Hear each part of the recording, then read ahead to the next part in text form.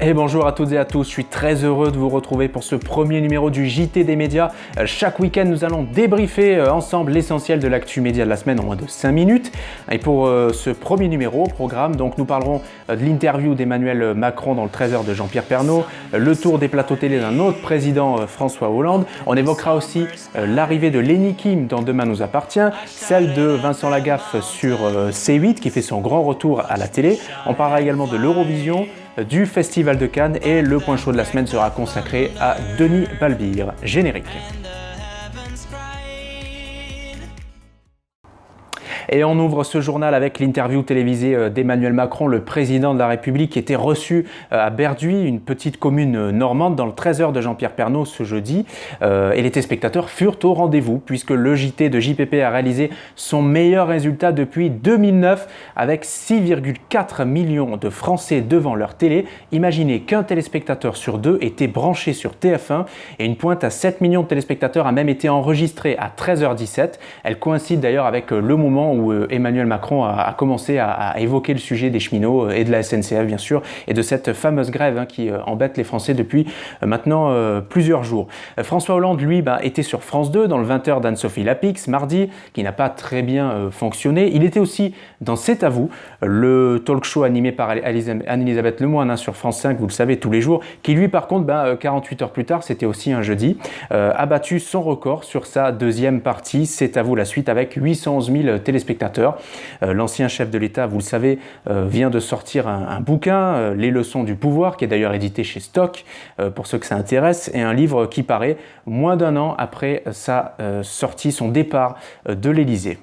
Plus léger maintenant, des nouvelles de Lenny Kim qui va rejoindre Demain nous appartient, le feuilleton quotidien d'Access de TF1. Donc les fans vont être ravis puisque la Une a rendu public cette semaine la date de son arrivée dans la série et ce sera le mardi 1er mai. Le vainqueur de la dernière saison de Danse avec les stars y incarnera Zach, un adorable garçon qui va devenir le correspondant canadien de la famille des Moreno pendant 15 jours et qui provoquera notamment la jalousie de leur fils Dylan.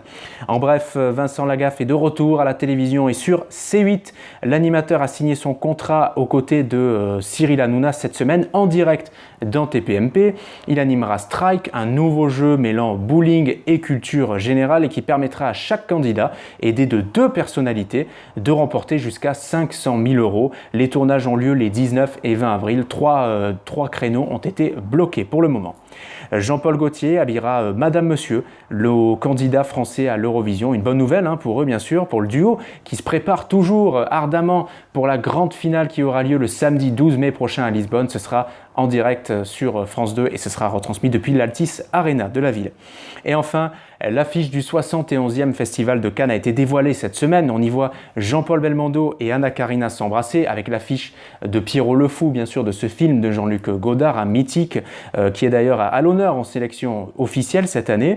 Le festival aura lieu, je le rappelle, du 8 au 19 mai prochain. Et on termine ce JT avec le point chaud de la semaine et la mise à l'écart de Denis Balbir. Vous en avez très certainement entendu parler.